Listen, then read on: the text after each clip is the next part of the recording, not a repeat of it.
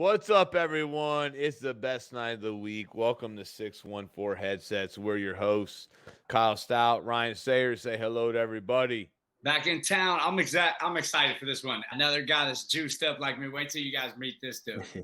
Yeah, Donnie, say what's up. What's up, everyone? Excited for episode 6. Let's get it rolling. And myself, Kyle Stout. I'm not going to lie. This guy has more juice than Mr. All Gas himself. Hey, Tom Brady said it best. Football is unconditional love, and we couldn't agree more. This game is a lifestyle, and we consider our podcast a show or a movement of that lifestyle. We're 3 high school football coaches from the Columbus area who just live and love this game, man. And that's why we're coaching right now all the time, and we're still hopping on here trying to create great content for you guys. Donnie, what we got in episode 6, man? We're going to be doing a lot of talking with Coach Caduti, asking him a few tough questions from our Pick 6 segment, a few tough questions, go over some of our all-gas hot takes, a new little segment going on here for all of college football and NFL, talk about the transfer portal's impact, and then do a deep dive into the wide shoot system and full shear football. Got a great one lined up this evening. Man, I can't wait. Before we begin, though, let's talk about our main partner, and who could be any better than Fundraising University. Fundraising University Ohio offers a variety of fundraising efforts that helps football teams run profitable, effective, and fast-paced fundraisers designed to raise the most money in the shortest amount of time to reach their fundraising goals. Fundraising University Ohio is locally owned, operated, and with their 6-step blitz system will help your team maximize profits. As a current coach himself, Brent Maxwell with Fundraising University will sit down and help you pick, plan, strategize, and execute your fundraiser that will allow you as a coach to focus on your practice time, prep time, player development, and personal time. Fundraising University Ohio offers 60-minute donation platforms where you have your money back in 8 days, digital and hard copy discount cards where Fundraising University will put in all the work for you, and their popcorn sale, which has been phenomenal from what I've heard of. If you're interested in running a fundraiser, please reach out to Brent Maxwell at bmaxwell@fundraisingu, the letter U.net, or 740-501-8946 to learn how to get started with fundraising. Brent is still looking for football teams for this summer. It's not too late. This is a new one. The boys don't know what's coming. And when you reach out to Brent, you let him know 614 Headsets told you about it, and you're going to get a promotional price, and you're going to get a little something that helps your program out even better. Love Since it. you decided to be a fan of us and be a fan of Fundraising University. And I tell you what, you just got to do that. Donnie, get us into this first topic. Let's go.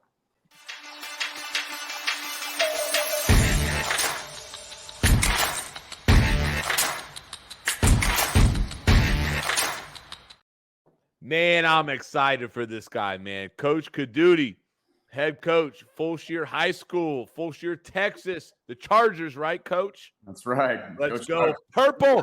The That's dirty my alma F, right? mater. The dirty F, Hey, man. throw it Let's up, go, coach. man. Throw it up. I know you got dirty this. F. Yep, there So- we go. This guy's coming off an amazing 11-2 season this past fall. I actually found this guy off Twitter. I'm sitting there looking. Next thing I know, I see this amazing draft video, right? Where next thing I know, it's this production. He's got the draft order. The drafts are picking the kids. There's cheerleaders here.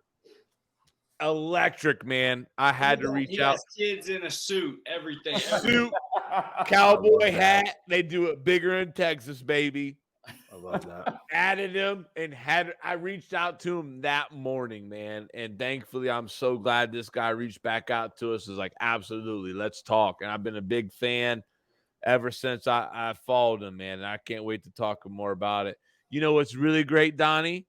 This guy's a former O lineman himself. Hell yeah. He's a former fat nasty baby, a BDB. You're outnumbered, Sayers. You're Here's outnumbered. what I'm You're gonna say. outnumbered. A lot of O linemen tonight. I can't wait.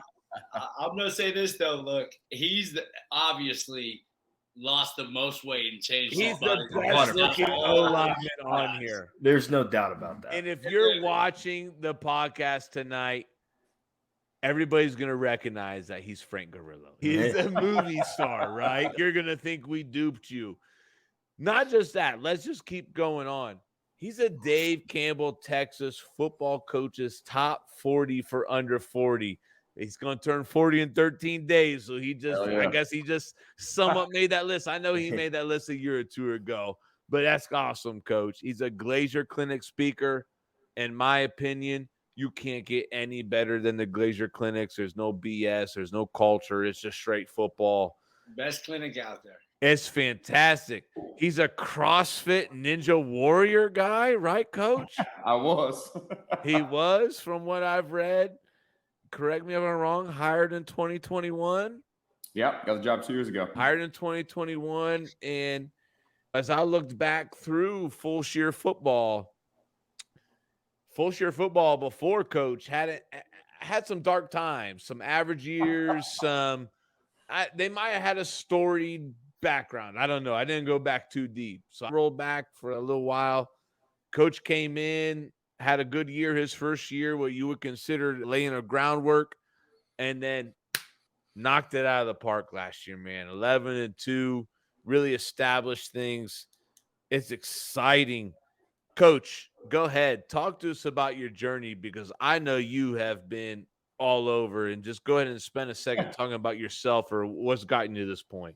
Yeah, man. No, you're good. I've been everywhere. I make a long story short, I've been all over the country. I have a degree in biochemical engineering, believe it or not. Really thought I was going to be an engineer for about 12 days in college, but the old man made me finish the degree. But I played. I went to University of Kansas originally, went to Baker University, and then William Jewell. And then when I got done playing ball, I bounced around. I played the NFL for a little bit, played CFL for a bit, played Arena League for a while, NFL Europe. You name it, brother, I played in it. Hey, Coach, real quick. Yeah. What position did you play at those? No, I was a center, man. I weighed 350 when I played. This is great, man. Oh, dude, yeah. My wife married me when I was fat and when I was poor, so I know she loves me. Dude, this dude's a buck 205 max. I'm 225, man. Remember, I'm about 6'3", man. I'm still trying to hold on to some glory muscle in my life. Me too, man. Me too. I'm with you. No, I seen Stout this past weekend. He's starting to lose it. Let me just tell you. Back in the day, I picked North 3 or 4 years ago. Stout still had it, but he's starting to lose it.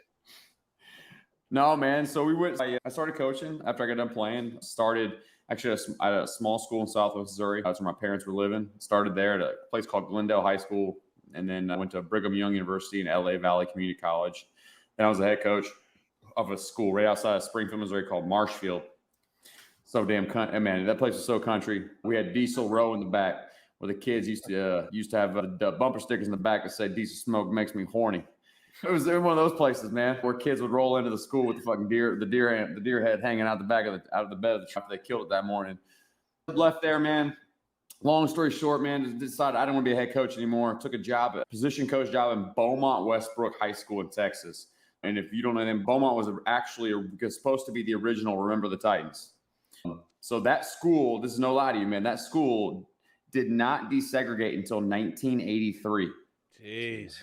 Yep. And so when they finally brought the black and the white school together in 1983, they went 0-4 and then won the state title in Texas. Wow. Yeah. And if you know the name Jerry Ball, played nose guard for the Lions. He was the running back.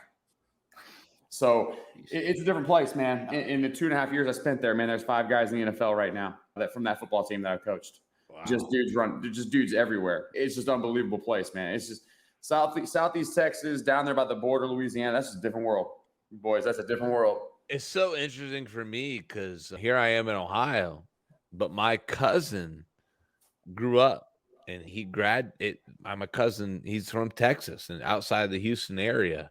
Yeah. And it's just interesting to me to hear all this. And we're just so excited to hear about Texas football and Ohio football. I can't wait, man. Oh, man, it's great.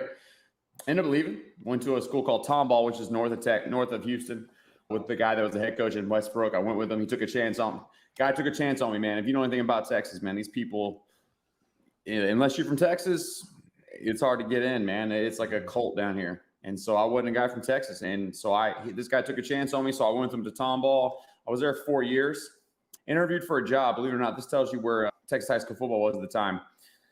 I got called by an athletic director to interview for a head job of a school on the east side of Houston. So I go and I meet with them, go look at houses, man. We're talking the whole shebang, right? I don't even get a final interview. Oh. He calls me afterwards, tells me the board said they can't hire me because I'm not from Texas. Wow. Wow. Yeah, so I make a long story short, man. After that, I kind of had a chip on my shoulder. I was like, screw these people. I'm going to show them I can do it. This school district, I was a finalist for 2 jobs in the school district and I got this job 2 years ago. This school is only 6 years old, man. It's so the school I'm at right now is Fulshire High School. It's the fastest growing school in the state of Texas. 2 years ago, I took the job. There were 1,680 kids in my high school. I will open next year with 3,400.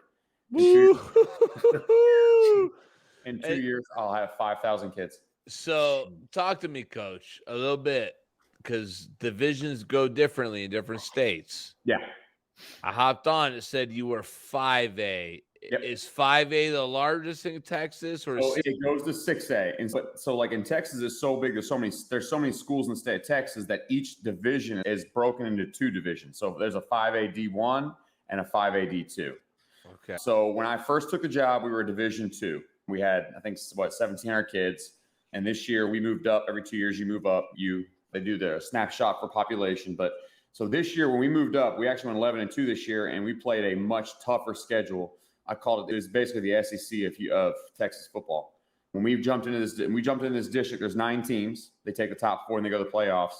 Of the 9 teams, 8 of them had made it to the second round or further the year before.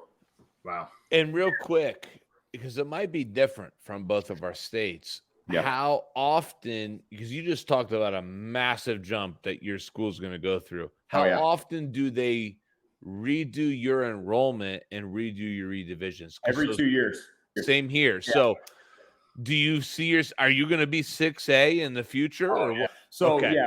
So what is the 6A limit? Like, where do you? They change it every year. So every 2 years they change it. But so right now, 2,300 kids. Hell, dude, I'm going to open up at 3,400, right? So the biggest classification in the state of Texas is pretty interesting, man. A lot of schools they'll play with that game. You've heard of Katy High School, right? Everyone's heard of the Katy Tigers. So Katy is 5 miles north of me. 5 miles. I looked. I hopped on Google Maps. I saw Katy was there. Dude. You're on the west side of Houston. Yeah, and so Katy's just 5. But Katy does everything they can to stay Division 2 6A. They try to stay a smaller 6A so that they don't have to play the schools with 6,000, 7,000. Dude, Allen High School has 9,000 kids. That's crazy. Yep. It's crazy to think, because to put it in perspective for you, Coach, we're here in Columbus, and the school, Donovan and I coach together. We're at Gahan High School. And what do we have, Donovan? 2,300, 2,500, somewhere in there. Floats in there. And we're one of the largest schools in Columbus. Not the state, but we're up there. Yeah. And that's just crazy to hear these numbers and compare it and talk about it. But like our school district, mine is unique because I'm in Columbus City. And so we have 17 high schools that have football programs. There's a ton of middle schools, but not every high school. We need to close schools down because none of us are competing for state. And we're also struggling with numbers. You know what I mean? So it's just, the things here just don't make much sense because I have a school that's 7 miles this way, 2 miles over here, 3 miles this way, and they're all Columbus City schools. And the population like that in the city schools is not like that anymore. Kids will go to the suburbs and rather go get. So it's unique. It's really interesting. So like where we're at, man, like in the city of Houston, and I've learned this as I've moved here. The city of Houston's pretty neat because like you get in those inner city schools and you have your typicals, and then you just keep moving out and out. But there's always a few that are unbelievably talented. But so I'll give you an example. If I took if you dotted on a map on my high school and drew a 10-mile radius around my high school, you would see 3 different school districts, and you would see 9 high schools with over 30,000 kids in it in 10-mile radius. Jeez. Like my neighborhood is zoned where I live. My house is zoned to my high school. If I take a walk literally across the stop sign, which is a block from my house, it's another school district. Jeez. So it's different, man. It's very in Texas, especially in these metropolitan areas. That's the same like Columbus City, where if I look, I'm standing on my practice field. A street runs this way. The house is on this side, and everybody that side is Westerville South. they had 2 kids that were all state kids, and I could throw a baseball or a football to their house from my practice field. That's And it annoying. was just like, it's brutal. You see them getting like their signs out in the yard. Oh, Just, yeah. 3 of the My, kids. my kids are da-da-da, yo. Yeah. That's crazy to hear the growth that school's having. The Bro, dirty F, baby. Oh, think about this. Hey, no lie to you. Think about this. So I started my strength conditioning camp in the summer, Monday. Okay.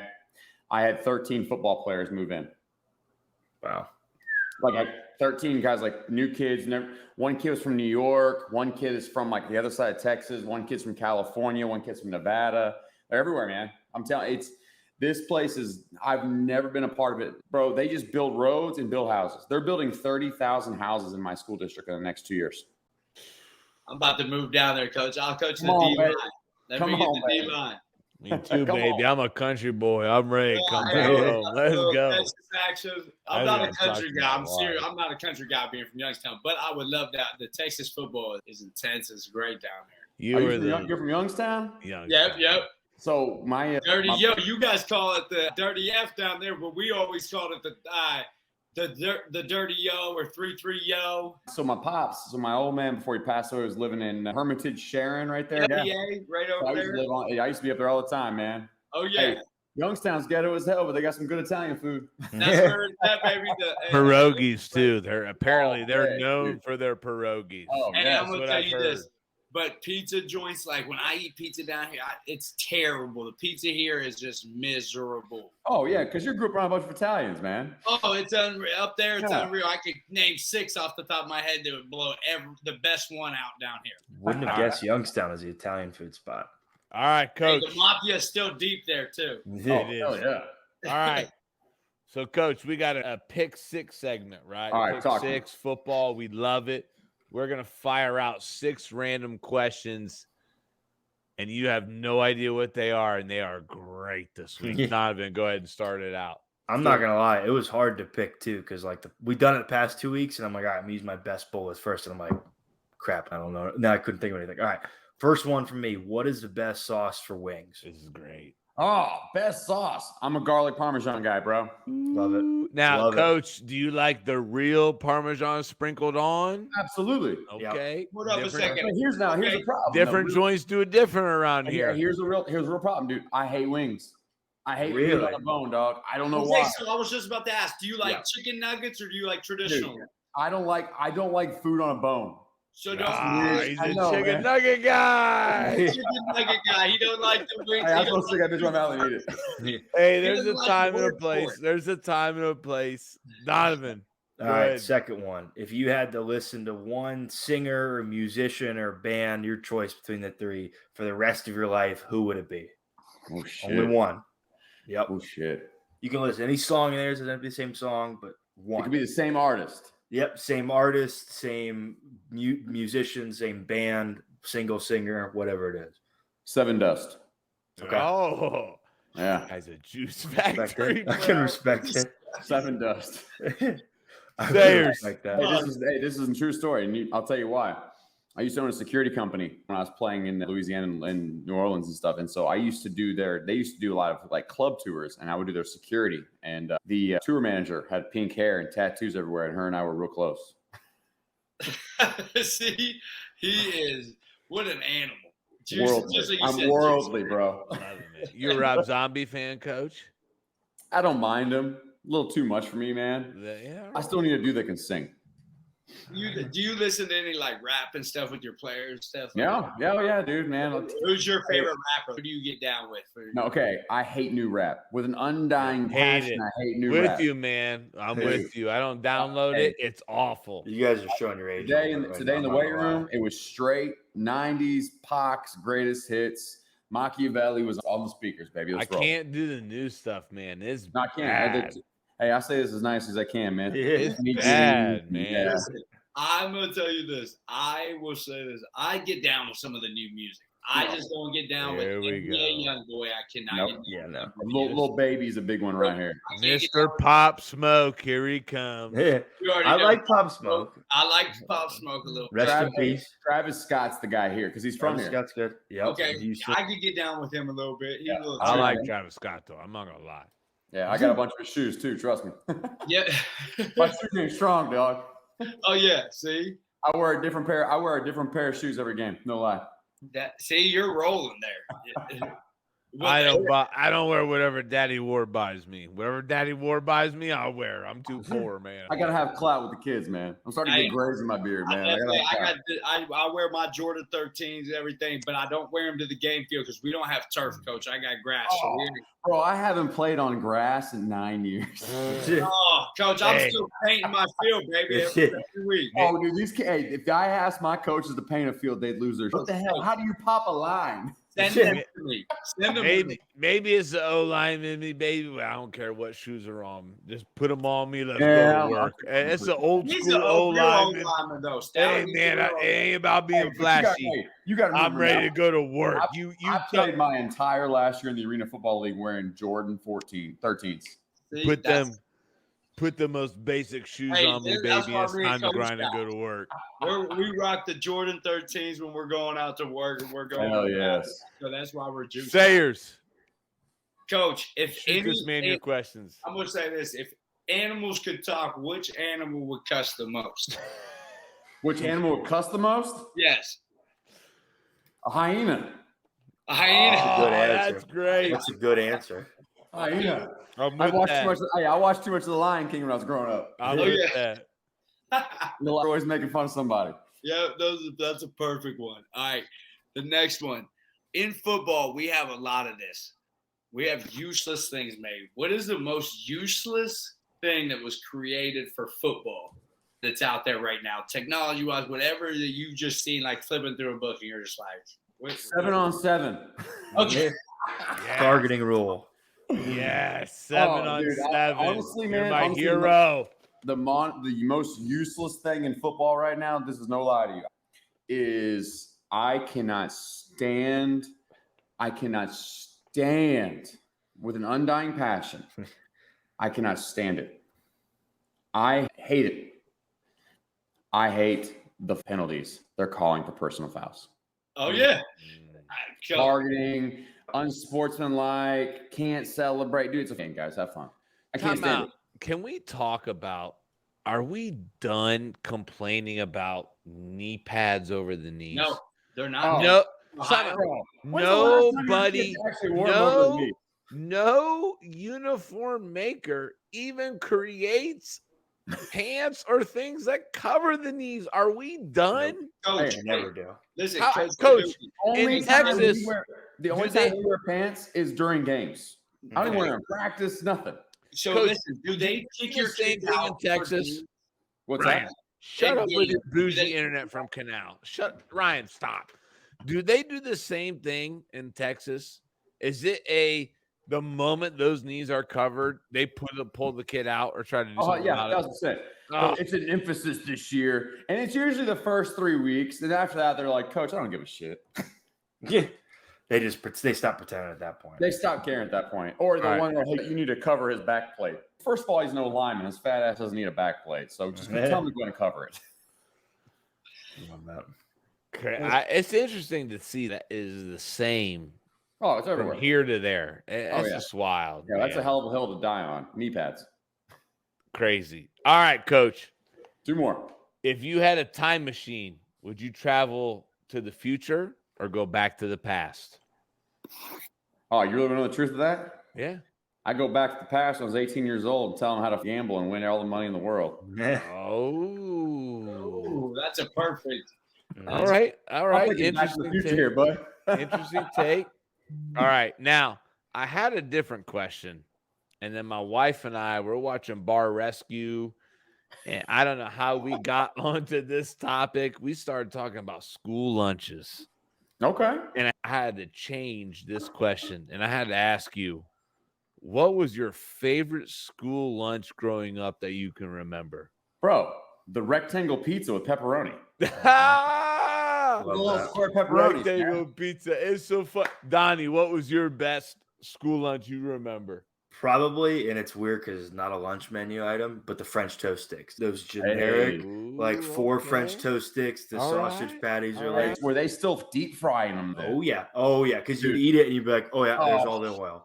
You Dude, can the feel deep all fried the oil going up. burritos they used to give us. That's them before the Michelle Obama years. Ryan, Yeah, what are right, you yeah. saying? We're watching the Listen. Children's Health. If you tag Austintown Fitch in this and anybody from where I'm from, they will tell you the cream turkey day is crazy. They sell it. Listen, bro, don't laugh. Listen, don't laugh.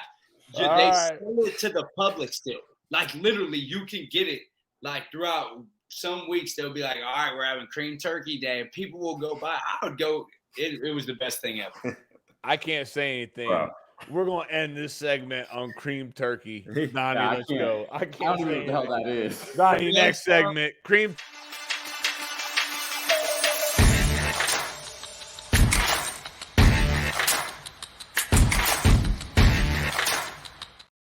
All right, it's what everybody has come to expect.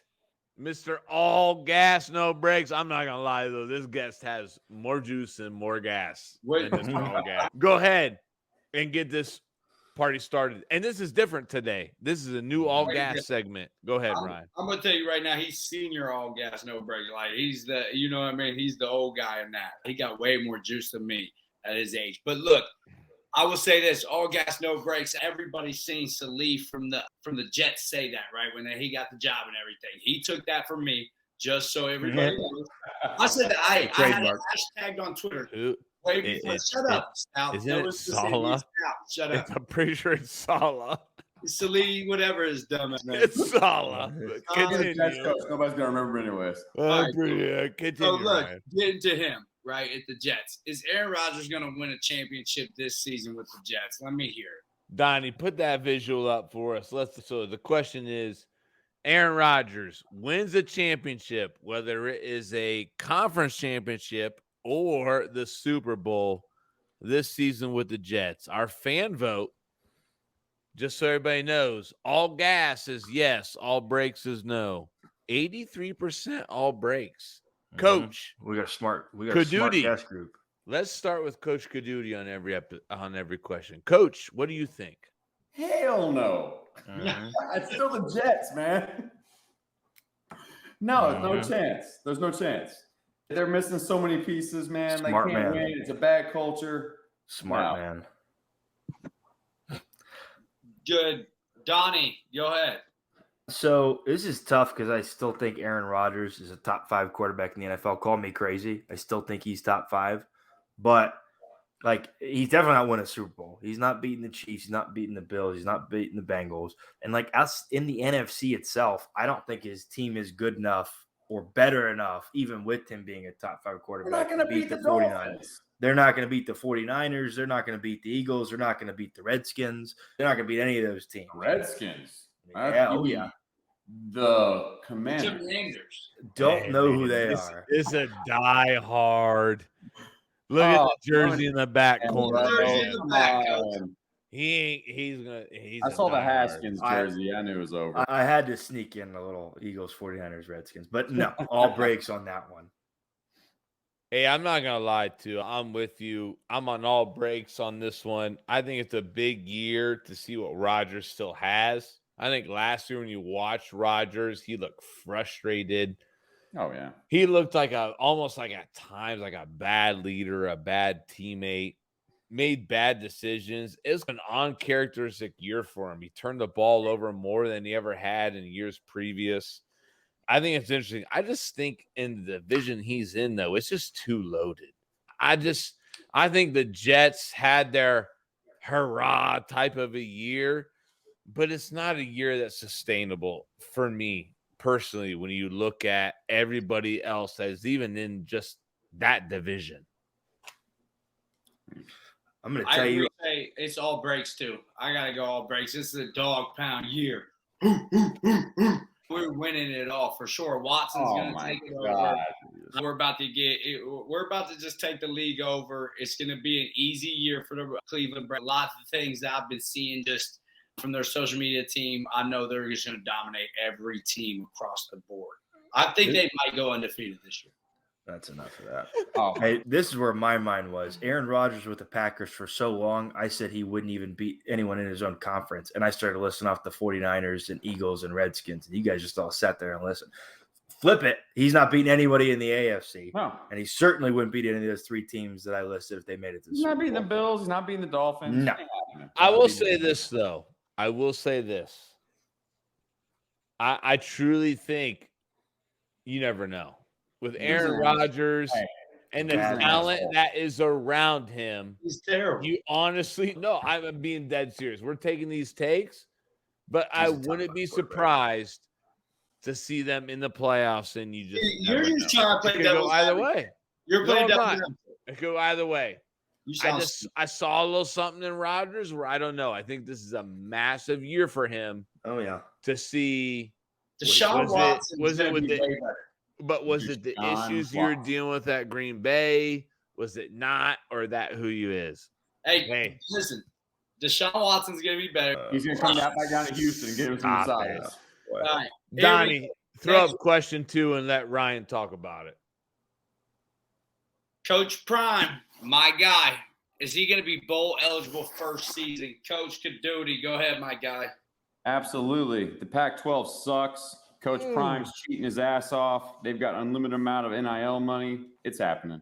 That dude's gonna. And in fact, I don't be shocked if that guy rocks out, win, and only loses 1 or 2 games this year. Wow. Wow. That's a Massive That's- take. I love it. Yeah. I'm with him. Coach Kadoti, I'm Bro, with him.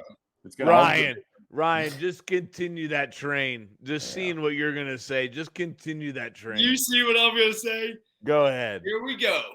I put it just in all caps, all gas, huge supporter of Prime. If I can hang out with one person and go to dinner with one person, it's gonna be Prime. Like I'm gonna roll with my dude, and they're dominating everybody.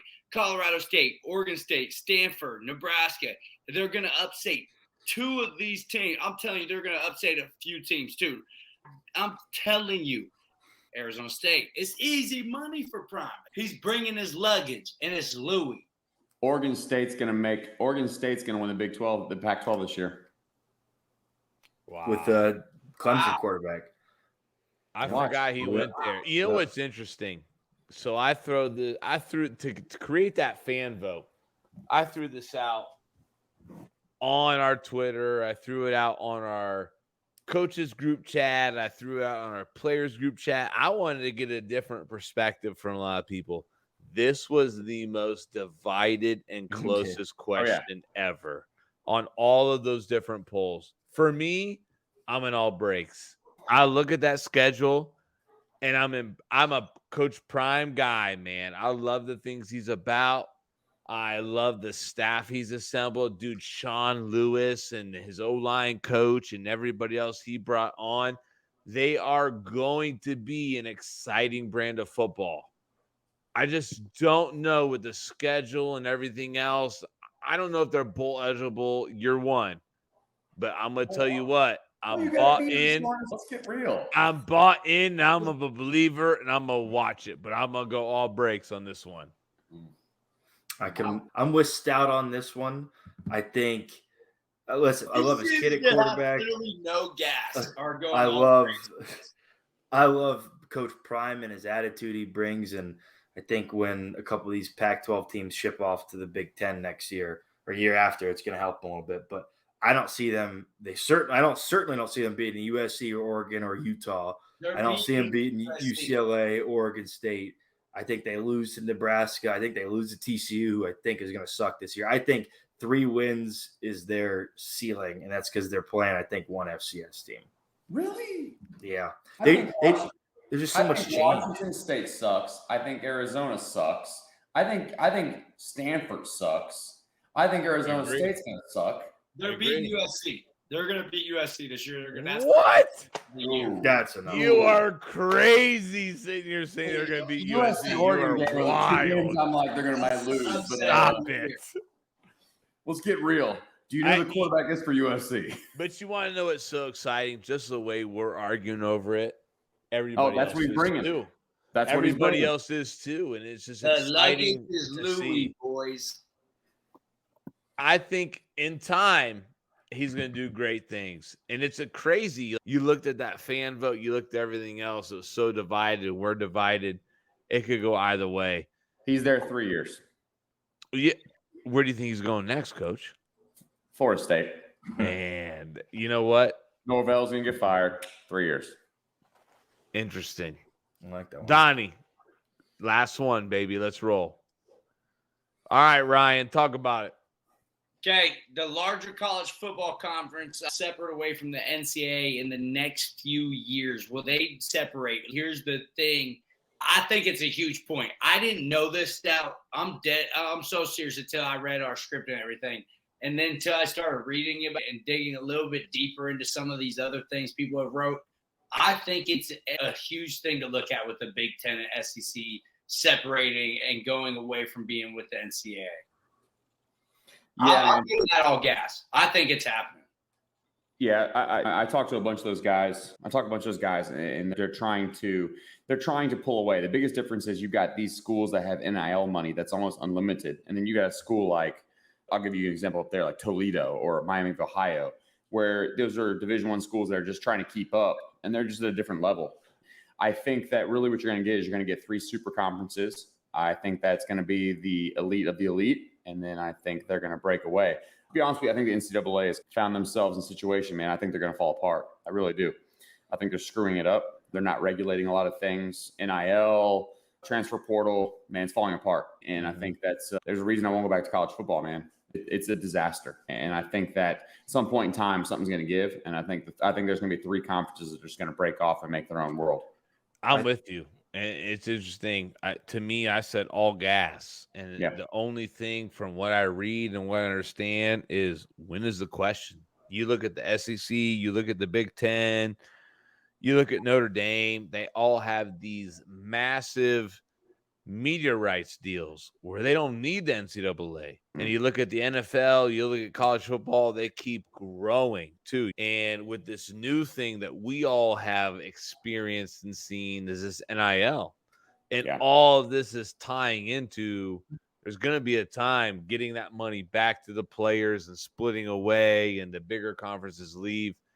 And from everything I understand, it's not if, it's when. So I don't know if it's in the next 3 years, but I'm going to tell you, I personally think soon it's over. I think we're going to see a massive change. When you see the playoff expand after this year, I think that's when you're going to find the results. You're going to find a few teams. The only thing that's going to keep those schools involved is by expanding the playoffs and allowing some of those smaller schools to play. And it's going to last a year or two before they realize they can win a game or two in the playoffs, but they can't compete with Ohio State. They can't compete with Georgia. They can't. You can't. You're buying your roster. I think now with the Big Ten and SEC, like the biggest thing is maybe now, but certainly when you get like Texas and Oklahoma go to the SEC, USC, UCLA, when I think Notre Dame inevitably goes to the Big Ten or Stanford goes there, you look at it and you go, okay, like why do those 2 conferences need the NCAA? They don't. They have the markets. They'll have the money. They'll have more than enough money. They're going to have the brand. It's like you don't need the NCAA, and all they do is make things worse. They've done it with their treatment of student athletes, mishandling COVID during the whole season. They did it where handling NIL. You don't need them anymore. They just mess things up. Yes, but I agree with Stout. It's just a matter of when does it fit best. I agree.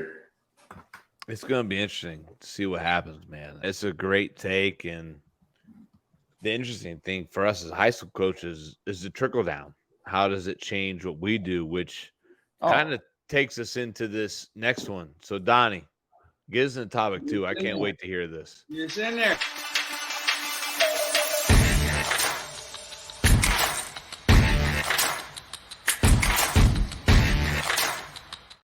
Yeah, this is an interesting one. This is about how the transfer portal has affected both college football and high school. And I kind of want to start this one off because again, I show my age, I get it. But I'm only a couple of years removed from college football, so I got the transfer portal view not too long ago, just a couple of years ago. And it's difficult to have an opinion on, right? Because as all of us who played it, the flexibility for these kids is good. to be able to get out of a bad situation or go closer to home or follow your dad to Colorado, right? Like you have good situations, but then it allows them also for the world of college ball to be Wild West, for so much tampering to happen, for so much outside influence of people who know nothing about the sport, don't care about the sport. They just care about the money and their name at the school and getting a library one day named after them. There's so much tampering and there's so much heartbreak to it too, that ends up being a worse situation for kids sometimes, because you maybe not stay at the best place where it's good for you, the best for you academically or socially or for football. And so I think it's for college, it's just there's so many benefits, but there's so many negatives. And then for high school, I haven't coached long enough in high school, I think, to notice the main differences, but some of the numbers Stout's going to get into is where I think I've started seeing it poke in. Just the less opportunities for kids all the way from D1 all the way down to NAIA. You're just seeing less and less opportunities, man. It's strange. You throw me alley-oop, so I'll hop in. I'll put myself at the end, but I'm going to talk about it, man. So I got to give a little credit to Mark Porter from Scouting Ohio. He put a lot of these out. I don't want to just ever dismiss somebody that did a lot of work, but I was going to say, I was about to do it for you because Mark's my guy. No. Mark did a great job putting this all together. And so when you look at Ohio, and Coach, I'm interested to see how this has impacted your area. D1 commits from Ohio in 2023 was 95 scholarship players, and 2022 is 83. Prior to that, if you go all the way back to 2013, so we're looking at a 10-year average almost, 131 players. We're seeing a significant decrease right now in Ohio, just at the D1 level, okay? It gets scarier even the lower levels, right? You look at D2 and D3 combined. In 2023, there was 161 players who earned scholarships. In 2022, 176. Prior to that, you go back to 2013, the average is 272 players. We're talking almost half, okay? And so my thoughts is, wow. And I'm really torn because I had a very conservative view about NIL and things before, right? We don't do it that way type of stuff. And then it changed as I really believed. I've seen how things change. And honestly, my thoughts really changed about NIL and some things when I heard Mike Tomlin talk. So Mike Tomlin hopped on Ben Roethlisberger's Footballin' podcast, as they call it. And it opened my eyes to talking about how the NIL could impact families and people and things. And it really changed my perspective. I will say the only thing I don't like about where the NIL and where everything is going together is the poaching of players. How a player could develop and do well somewhere and then gets a massive offer and goes somewhere else. But that's a double-edged sword. Good for you, kid. You know what I mean? Like, I don't know. Like, it's such a double-edged sword for me. I don't know how to feel about it. But I will say, in terms of the high school recruiting in the realm that we're in, as all of us sitting here, it's scary. And it was scary to hear college recruiters come in and talk about, we'll just go find a skilled player in the portal. And wanting to come in and just recruit linemen, and to have really good high school players that they'll say, no, we'll go get a kid in the portal who has been in college for a year or two and we know has some film or understands college. To me, I'm scared the long term. You already see the data, at least in our state, how that's going to affect high school recruiting. Coach, give us that Texas perspective. It's bad, man. So really, I think what you're seeing is you're seeing a lot of kids, like you talked about, a lot of kids that at a high school were probably FCS kids, tweener kids, might pick up a late offer, senior eval kids. And that now these kids are barely getting a Division II scholarship opportunity. And I give you a great example. I have a running back, okay? I have a running back right now as a junior, going to be a senior. 2,900 yards, something like that as a junior. Unbelievable football player. One of the best running backs I've ever coached. Not a blazer, not real big, about 190 pounds, 5'9". Any other time, that kid right there would have 10 offers by now at an FCS level. but because he's not an elite Power 5 off the top of his head guy, he's not going to get an offer until he's probably sitting in December, maybe, and pray to God that a Division II school is going to take an opportunity on a kid like that. I think the portals really hurt high school recruiting. I'm not going to lie to you. But again, going back to understanding as a college coach, man, and my job's on the line. People are on the instant gratification thing where it's all about time. Hey, man, if I'm my coach, I got 2 years. I can choose between a 17-year-old kid I got to take a chance on or a 21-year-old kid who's been developed for 3 years, who maybe started at a group of 5 school and balled out. And now he can play for me at Penn State. Great example, the defensive end from Penn State that went to Temple. I think the portal's not a bad thing. I think they need to restrict it. I think they need to regulate it. Now, I think the problem you're running into right now is NIL. I think that's real. I think the NIL has completely destroyed what college football should and will be. I had a guy, actually a quarterback coach at an SEC school came by about 3 weeks ago. We were talking, and he said, do you know what the average rate for a quarterback in the SEC is? Not a starter. The average pay to a quarterback in the SEC. Take a guess, guys. $50,000. No, stop it. Just the average guess. I'm going to go ahead and say 750,000. We're talking third stringers, everybody. That's what I was just saying, about like 250,000 around there, 500,000. 1.25 million. That's the going rate for an SEC quarterback right now. That's crazy. There's a reason why Bo Nix isn't leaving Oregon. There's a reason why he's going to play 19 effing years, because he's going to make more in college than he is in the NFL, which is great. Good for the kid, right? But the problem you're running into is that guy's proven himself. There's a kid just up the road here that got offered $500,000 a semester at 17 years old. Tax-free money. Okay, 1099. If he graduates, he gets $1 million a semester. Gets it all in a lump sum. That's crazy. These are the NIL. So this is what they're doing, right? And now these kids are expecting to get paid, and they're thinking, right now, think about it. Did you see the news today? They talked about the NCAA, the new football, the 24 game. They're saying the NIL collective saying, well, we're not going to pay each kid $500 for their naming rights, then we're just going to boycott, blah, blah, blah, blah, blah. Are you kidding me, bro?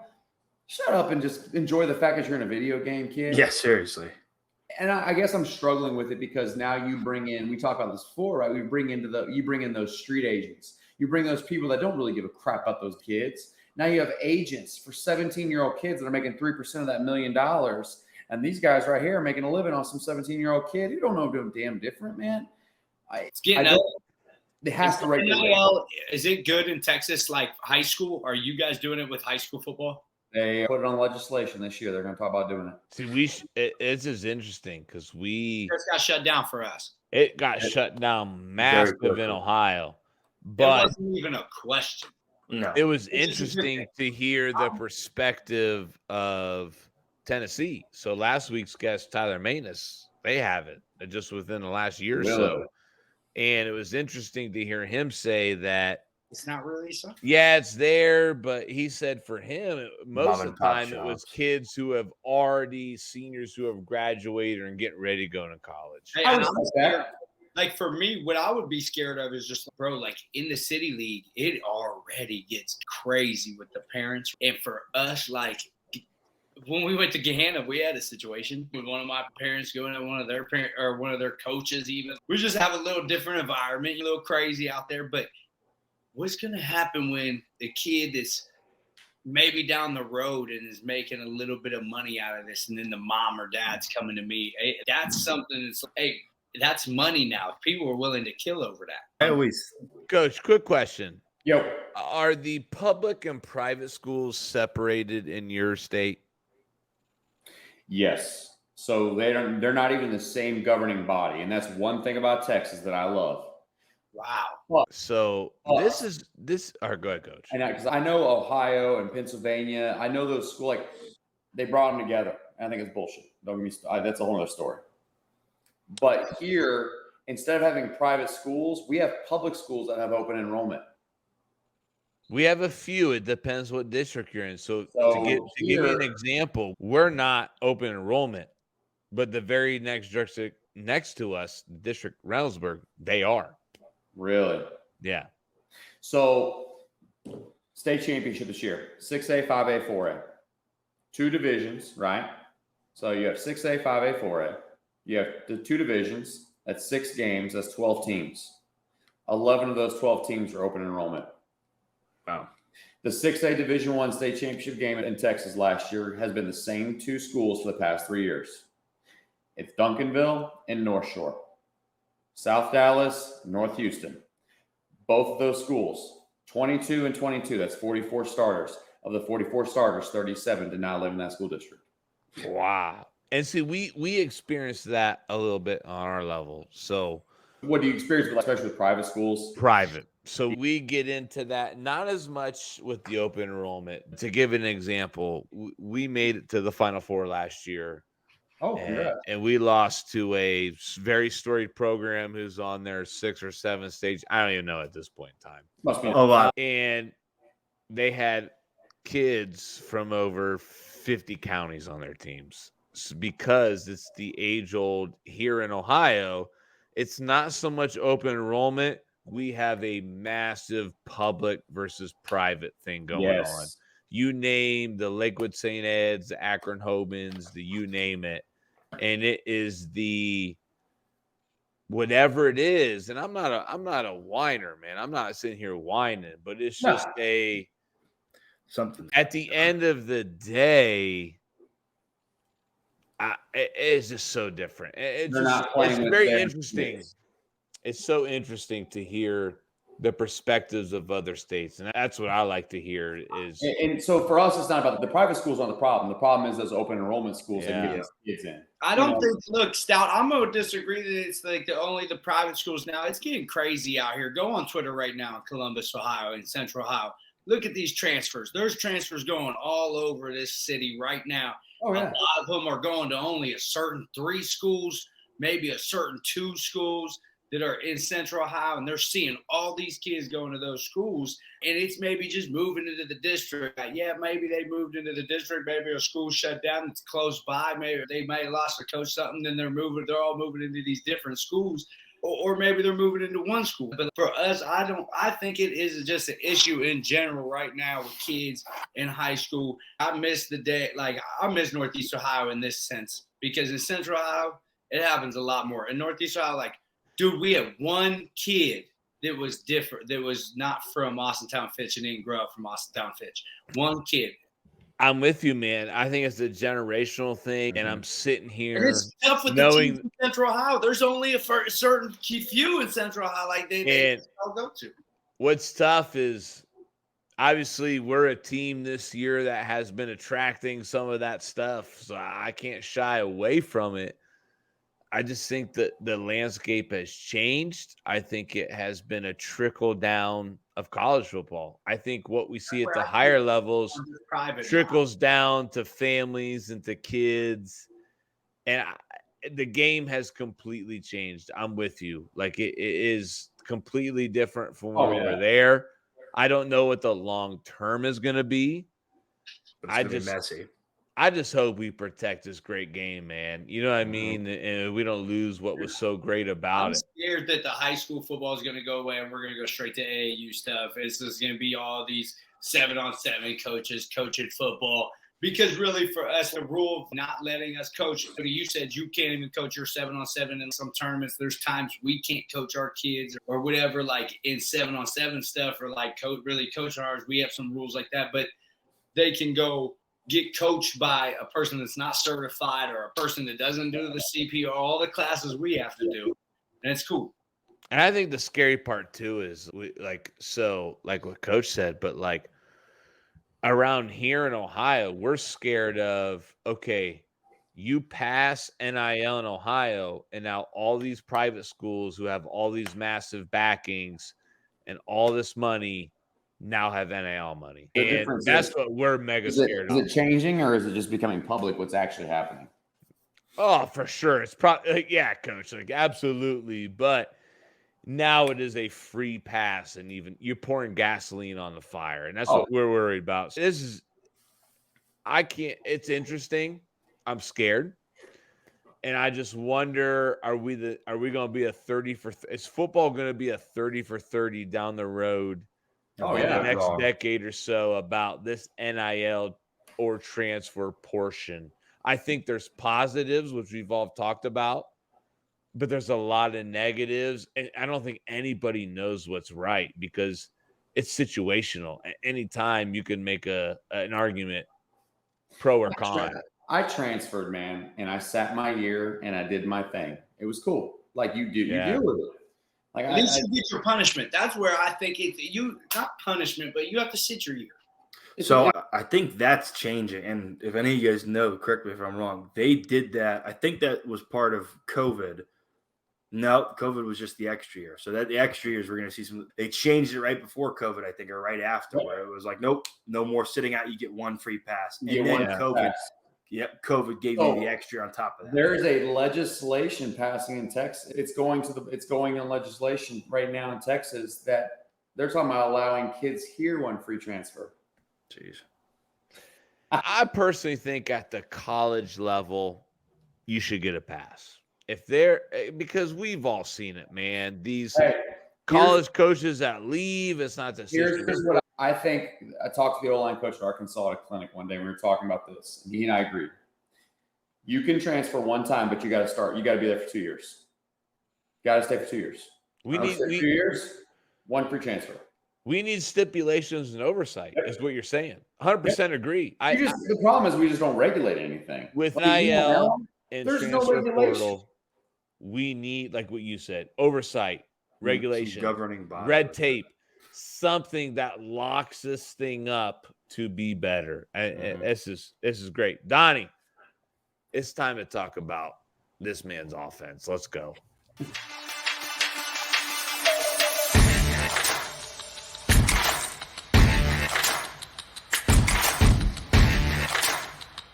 Final topic, X's and O's. CoachCaduti.com, where you could find out about the wide shoot system. And I can't wait to hear about this. We are a big believer in the wide or outside zone or stretch system here at Gahanna as well. We love it. We run a ton of it. Coach, take the floor and talk to us about the wide shoot system. I'm about to go to sleep. I'm a defensive guy. I'm playing. And I'll give you the quick rundown, man. So I played for Kubiak, Shanahan, those guys. So that's where I learned the wide zone, right? And that's the system I believe in. I'll give you a quick story. I was defensive coordinator in Missouri my first couple of years, and we were in the playoffs, and we played a small all white Catholic school out of Central Springfield, and we were in the second round of playoffs. And I remember I was defensive coordinator. I remember we should have beat the crap out of them. I had 5 or 6 Division I kids, and I remember playing this game. And it was the first quarter. And I remember playing them. They line up in I formation, tight ends, all kinds of motions, but it was very basic offense. And I remember every time they'd hand the ball off, they'd get 4 freaking yards. Every damn time. And then anytime I'd stop him, he would throw a boot or a scramble, or he'd throw a sprint out or a screen and get 15. And I remember because they got the ball first, okay? They took 8 minutes of the first quarter, okay? It was 21 plays. We went 3 and out on offense. They got the ball back. We never saw the ball again the entire first half. Jeez. Just straight controlled the game. And so we're down 10-0 at half. Okay, we get the ball. We get on a score. It's 10-7. They go down on a 27-play drive, and they score, and it's 17-7. We don't see the ball again the rest of the game. Jeez. After we score again. And I remember just going, what in the hell? Dude, I don't understand what happened. I can't figure this out. This is it's the most frustrating thing on earth to me, man. And so I talked to their head coach who we had played together actually down in Houston. And he's like, dude, dude, I'm running what we ran with the Texans. I'm just dumbed it down. And I was like, what? No freaking way. And so I went back and looked at it. That's what it was. It was wide zone, inside zone, boot, screens, sprint out. That's all it was. No drop back, nothing. So I told myself if I ever called offense again, that's what I was going to do. And that's what I did. So continue the story. So when I was at BYU, I learned the run and shoot, right? So I learned the run and shoot. I was very heavy in it. My first head coaching job in Missouri, actually, I ran the run and shoot, and we freaking threw the ball. In fact, I called 2 games that year without calling a run play. Wow. And so when I came down to Texas, I started marrying the two together, right? I started running the wide shoot. I started running wide zone. I started running that offense, and then I started running the run and shoot with it. And so I started just combining the two, man. And I got real lucky and I had some great kids. I had some freaking football players. My left tackle was starting left tackle for the Steelers. One of my receivers, free safety, starts for the Packers. One of my other receivers plays for someone in Canada. Dude, it's just freaking dudes, right? And so you get lucky and you get these kids, and all of a sudden people think I'm smart. And so really what it boils down to is I understanding what I do. So offensively, man, so like this year we scored 57 points a game. We scored over 75 twice. And we run wide zone, and I run a version of toss. I run boot and sprint out and screens, and that's all I run. I have no gap scheme.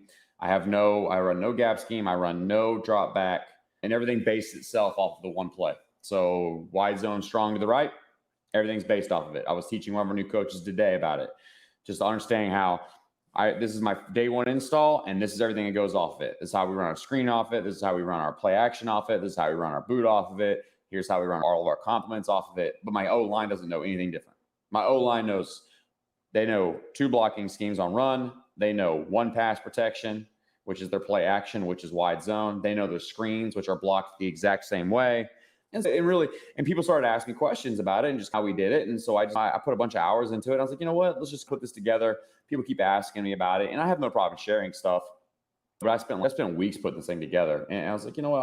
I'll make a little bit of money. This is how I pay for some of my coaches' meals and shit. I don't really cash cow anything. For me, it's just it's a way to help my coaches. Like Championship Productions is supposed to be coming down, I think, next week and doing like a whole like studio setup, and I'm just getting all my coaches with me, man, and they're going to coach it and they're going to teach it, and the royalties are going to go to those guys, man. They're not going to go to me. I don't give a crap. For me, I want these guys to be able to help, and I want to teach people. I enjoy football, man. At one point in time, believe it or not, man, during COVID, I had a YouTube channel, believe it or not, that had about 95,000 subscribers. And all I did was broke down film. I had all 22s from everywhere. I have so much film, right? And people kept asking questions, and I broke it down. And I had a good time doing it, man. And I kind of did what you guys did. I interviewed some other coaches. Man, I had some dudes on there. And when Catapult Sports took over NCAA football film rights, they shut me down because of copyrights. Shut me down in less than 30 seconds. I lost a lot. I see that happening to a lot of stuff. And I just don't – I understand it, but, man, social media, what it can do for all of us as coaches and what we all can learn in that network of social media is just crazy. So I want to just rewind a little bit. And you talked about outside zone or wide zone. Yeah. And we love it too, and we do it. I know it's a big scheme in the NFL when you talk about a lot of West Coast systems as well. You said you paired that with inside zone as well? Used to. We pair it right now with a version of a toss. It's almost like a pin pull, but it's not really. Okay. But that's it. Because of the answers, because everyone wanted to pinch the edge or create solo blocks because everybody watched the Patriots play the Rams in the most boring defensive Super Bowl of all time. And so everyone goes back and watches that game when they play us. And to be honest with you, the answer is very simple. We get on the edge. That's what we do. We get on the edge. We run a bunch of jet sweeps and stuff. I run a bunch of compressed stuff. Okay. Yeah. And so my philosophy right now is, and this is my philosophy since I coach football, is I find out what everybody's doing and I do the opposite. Down here, go ahead. Sorry, I didn't interrupt you. Keep going. Go for it. Everybody down here, man, the 3-4 quarters, 4-2-5, 5 DBs, stopping the spread. Everybody down here runs RPOs. Okay, cool. I'm playing with 2 tight ends and 3 running backs. Let's go play football. Yeah. I don't care. Coach, I got in Maryland I for an entire game this year. The Maryland I. Hey, you'll enjoy this. In our team, he's gonna watch film of us. He's gonna hire me, Donnie. It's awesome, bro. And our team, if you're a Caucasian and you're a running back, you must have a neck roll on. I think a lot of people that probably listen are familiar with an outside zone scheme. Yeah.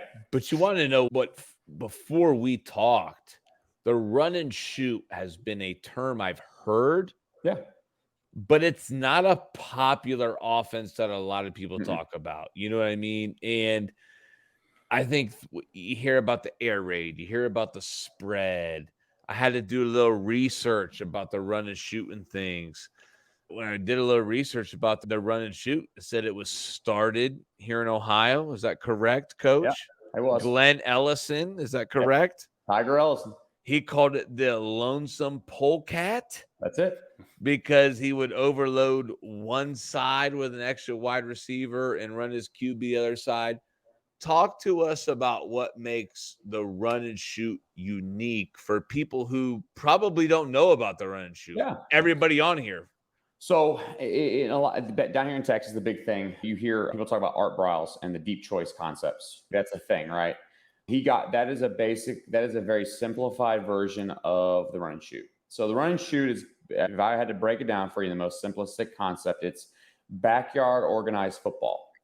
So in every scheme in the run and shoot, there is an option route. And that option route is based on what's happening around it. Like today in 7-on-7, our base concept was, and I think the old days, they called it like 60x go. If I was in trips, number one receiver, mandatory outside release. If he sees cover two, he slows down, looks for a hole shot. Number two, he runs what's called they call it a snap route, all right, or a look route. He's going to take outside release. He's going to bend outside as hard as he can. He's going to get by the second level. He's going to read the safety. If the safety's over the top of him, he's going to snap it off, bend it, slam inside, find the open window. If nobody's there, if the guy plays over the top in cover two, he's going to snap it. He's going to bend it between the two safeties. And if the guy is man-to-man, he's going to snap that off and dig it all the way across the field. It's an option route. He has an option. He can only do 3 or 4 things, but there's a chemistry built. If you go back and look at all the times that Hawaii was really good, back when June Jones, Nick Rolovich, that's run and shoot. Washington State, when they had Rolovich, that's run and shoot. The Houston Oilers, Warren Moon, that's run and shoot. The Buffalo Bills, when they were making all their runs, that's the run and shoot. It's a very expensive offense that requires quarterbacks and receivers to be on the same page. And you have to have the kids to do some of it, man. Like, you have to have a quarterback that can make that throw. You have to have a receiver that can read on the run. Like, a lot of the routes are not designated routes. It's, hey, you're going to snap this past the second level. It might be 8 yards. It might be 17 yards. I need you to find the open window. Quarterback's got to see it. He's going to hold the ball a little bit, and everything's a half roll to give him a little more time. So really, it goes back to it's basically a passing game with an option route attached to it every play. So, Coach, I love it. Something there. Go ahead. You have. Ryan, go ahead before I dive into a million questions. That's why I have too many. And so shut up, Stout. You've been talking too much, and you're ugly. So next, we'll go for you, Coach. You said personnel, all that stuff. How much does like your run and shoot system change year to year? Because obviously in high school, like you just said, like you're the biggest growing district. You don't know who's pulling up. You don't know who's coming. Do you change it a lot, or you just run your system and those kids got to buy in? No, the kids know, and so they understand, and the kids buy in. So for me, it goes back to I'm going to run what I run. I have to get those kids in the right spot. So like for me, even out of the compressed look that I ran with those tight ends and stuff, I still ran those plays. I just found a way. Okay, now what we're going to do is we're going to take that tight end. We're going to release them harder outside. It's the same stuff. It's the same concepts. I just find a way to get those personnel kids involved in it. But some years I throw it a lot. Like some years I'm out there, I'm half rolling, I'm freaking putting that bitch on it and going. And some years, like last year, we weren't that great at it. So we would sprint out, and I had 2 concepts. We would run the choice concept with the outside receiver. He had a choice. He could run the stuff. He could run the comeback at about 13, right? He could run the vertical. He could run the vertical, or he could run a skinny post, all based on what that corner in front of him was doing. And we would sprint out to it, and the quarterback had to read that on the run. And that was our big one, right? That was our big play, right? We're gonna sprint out to a choice concept, and he's either gonna hit that thing on a comeback, he's gonna hit the skinny post, or he's gonna just throw his head and he's gonna get vertical. And so our kids have to understand how to read that on the run. Donnie, I had an O-line specific question. Go ahead. I get it down. You said that it's only a couple concepts in the run game and 1 or 2 maybe in pass pro for them. I think a lot of times with O-linemen, you see them get bogged down because they have different steps for gap scheme, then zone scheme, then full slide, then you're on the man side of pass pro, now you're doing a screen. How much quicker did you see your guys up front when you first started doing this, first started getting the hang of it, start to relax and let their play kind of benefit from that? Because they only had to do there's only 4 concepts really to learn. So our O-line, the O-line for us is treated like gods, man. And so everything that I do is geared toward them. I'm a fat guy at heart. And so everything we do is geared toward them. So my whole philosophy is, how can I make my job easier for those guys? The little people are a dime a dozen, man, whatever. They can throw, they can run, whatever. Those guys up front, they better know what's going on. So for me, if I'm going to run sprint out protection, I just run wide zone the other way and seal the 2 guys off the edge with the running backs. My O-line's running boot protection. They don't have it. They don't know. They don't even know it's sprint out. They just think it's the quarterback's going that way. They don't give a shit. And so when we run play action, it's the same thing. They set up, they settle up, and then they're good to go. They know their combos for their wide zone, and that's how they play it. And they just know that if we're running boot or sprint out, they just keep on running down the line, tack the heel, smoke the ribs. If they know they're running play action, they take their 3 steps and settle up, and they've got their same combos. Nothing changes. And so everything that we do, if we want to add something or we want to try to develop something, it goes back to, okay, how can those O-linemen have a much easier response to what we're doing? Do I have to change anything for them? Because if I do, I'm not doing it. Love that. Take notes, Coach Stout.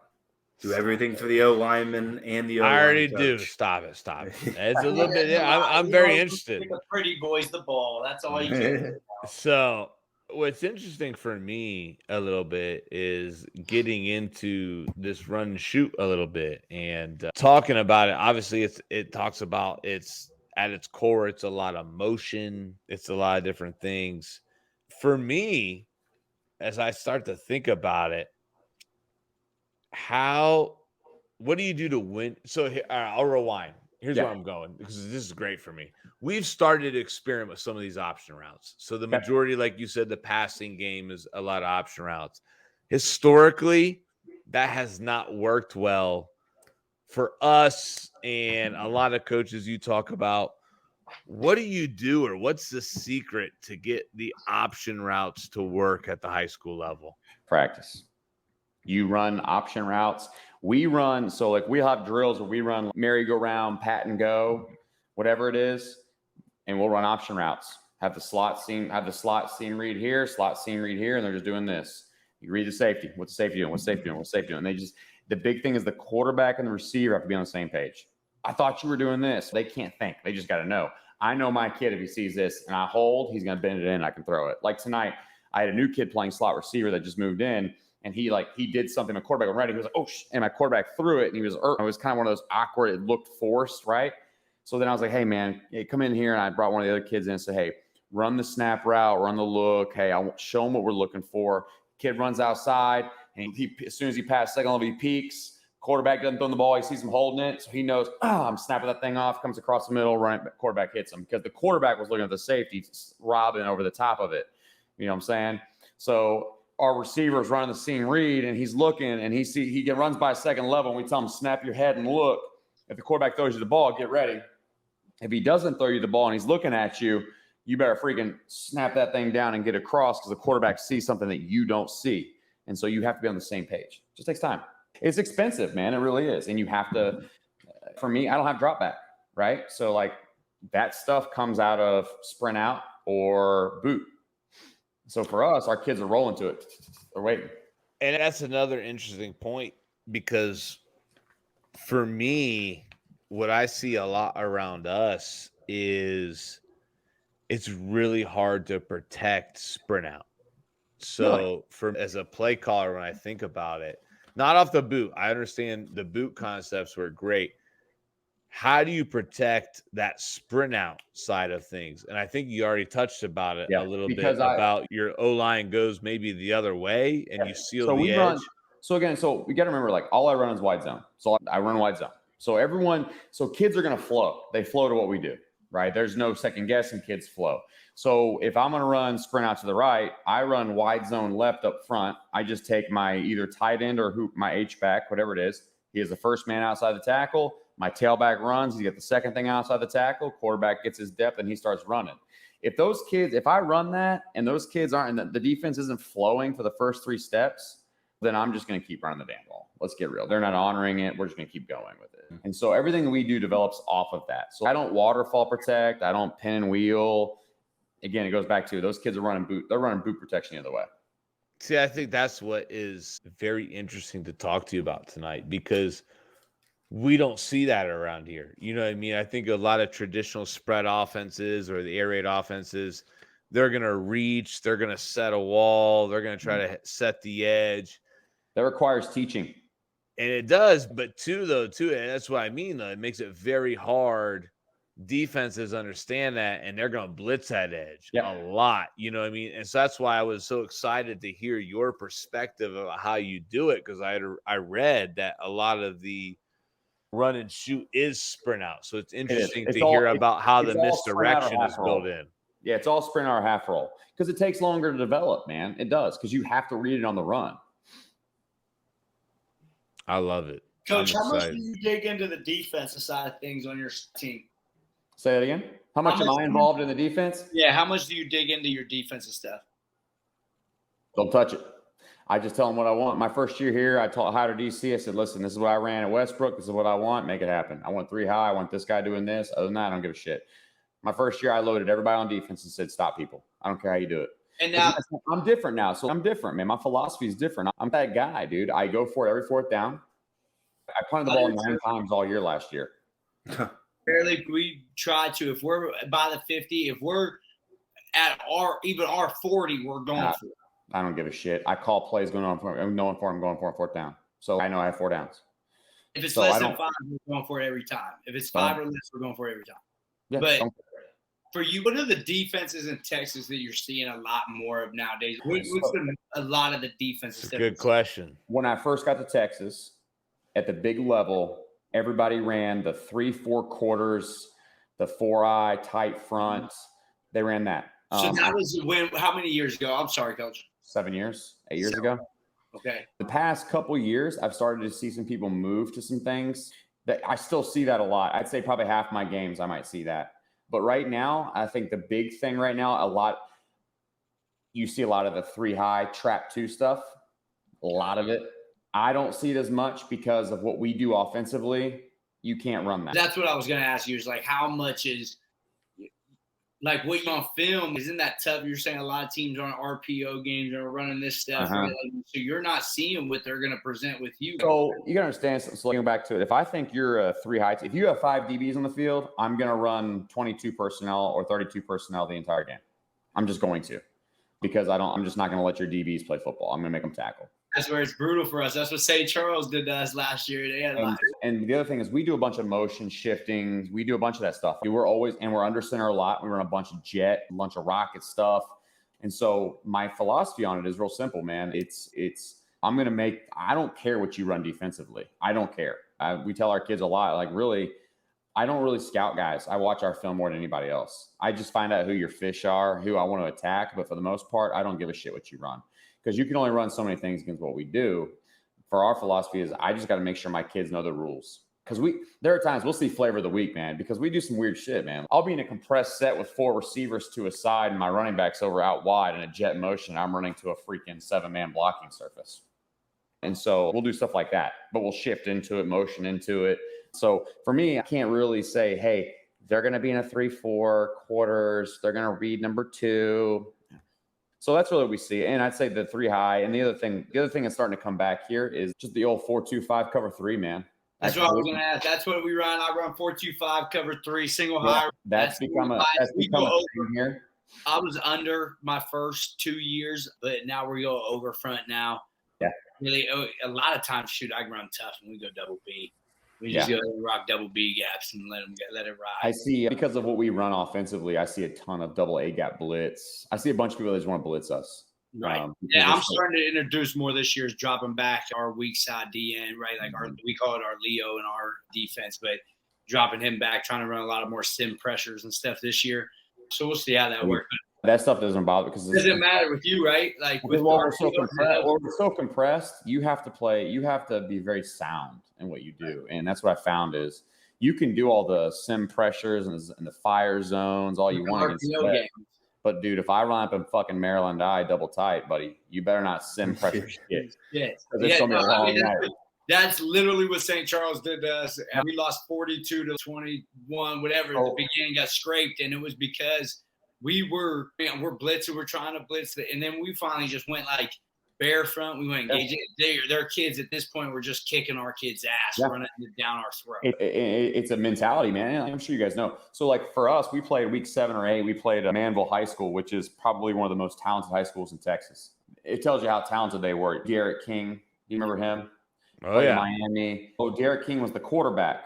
Do you remember the quarterback that was at Florida who plays for the Buccaneers now? Kyle Trask. Yeah, Trask was the backup and never started a game for that football team in high school. That's their team. Like they have They've got dudes everywhere. Like, they're unreal.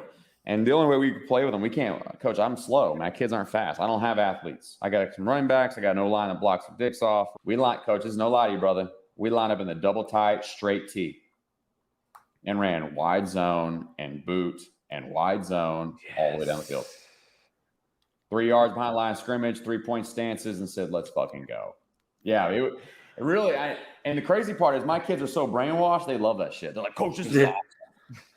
I'm laughing because we're so multiple too. That's what's funny. Yeah, we'll go to empty with the same personnel next play. Yeah. We run a ton of personnel groupings. Like what do we have, Donnie? Like 6 or 7 personnel groupings last year. Something threw in new ones and adjusted. Something like 25 to 30 formations out of that, and just tried to win all that situational football. We're trying to buy into that. That's our huge thing this year, is because we have 27 returning letters. It's my first time having like guys back, and we're trying to buy into that stuff, and it just runs practice so much more smooth. Don't overcoach it. Just have fun, man. It's just great. Well, I think the more multiple you are, the more it helps for that fluctuating of what your team strengths are that year. Oh yeah, because we did it. Who I am, I can just move people around. Yeah. The reason why we're doing it is because I told our offense coordinator, man, you know how much it kills me when we got a team like St. Charles or somebody that's going to go empty and then it's going to line up and 2 back with 2 tight ends, you know what I mean, and come downhill. It's hard. It's hard. It's 2 different philosophies. Brutal. Yeah, I agree. And that's us, man. That's really – so that boils down to who we are, and that's what we have to be, man. Like this year in spring ball, my last week, spring ball, I just said, F it. We lined up in double tight, straight T and said, we're run the ball. We're just going to run down your damn throat. You're going to like it. I have fullbacks. I have tight ends. I have a bunch of pissed off dudes that want to play football. You got to understand something. Like the district that I play in down here, I think we did the math. It was 67 Division I football players we played against this year. Wow. I have 0. 13 games we played. 11-2. Crazy. I'm gonna watch more, man. I can't wait. And we had 0. Like I have no Division I kids. Dude, my quarterback weighed 140 pounds. My left tackle played receiver the year before. Coach, how many guest bedrooms you got in that house? We're all coach for you. No, come on, man. Shit. Hey, the Dirty F is a bunch of degenerates, brother. Hey, I'm from the 30. You know a little bit about it, so I'll figure. I'm a deep dive this, man, because it has been everything that is what we do a little bit in some different ways. Ryan, cap this up for us, man. Thank you, everybody, for joining again tonight. Coach Caduti, thank you so much, dude. We appreciate you a ton. I know I appreciate an all-gas guy like you. I love the juice. It got me juiced up with having you on here. Yeah. And obviously, we want to give another shout-out to Fundraiser University. Brent Maxwell always taking care of us. Our Pick 6 segment was phenomenal again tonight, one of my favorite segments. And then we also had a lot of all-gas stuff tonight. You guys are going to have to listen in on those questions. And then also we talked more football tonight at the end of this than we have on our previous segments. A lot of it's like just talking and chatting it up with coaches. But Coach Caduti, thank you for not being scared, not being afraid to show your cards. I know you got your own website and everything, but thank you for you leaving us with stuff. And now I'm sure Stout's going to be calling you here soon, and I'm sure I'm going to have my offensive coordinator and wanting to talk with you. Yeah. I'm gonna hop on with Coach, and we're gonna share some nitty gritties together. I ain't gonna share it to anybody else but him. I want to see his good stuff, and I'm gonna show him my good stuff, and I can't wait because I'm a multiple guy and I love it. Can I just join just to look at the defensive side of things and drink the 12-pack with you guys while we're on? For sure. But hey, everybody, don't forget, follow Coach Caduti on his Twitter account. It is absolute and electric factory. That's how we found him. If you want to know more about the wide shoot system, which now my gears are spinning right now, you go to coachcaduti.com, which is where I found a lot of information. Don't forget to follow us. Don't forget to reach out to us. Our show's been growing and we love it. I'm not going to say it yet, but there's a massive guest coming on next week, and I can't wait to chop this one up and put a bunch of highlights out from Coach. So, Coach, thanks for coming on, man. We appreciate you. Absolutely. You did some big things, and now I followed you. I followed your program. We're ready to see you go chase a championship next year. You're going to do it. I believe it. Appreciate you, boss. Appreciate you. All right, man. Everybody take care. God bless. Appreciate you it. Guys.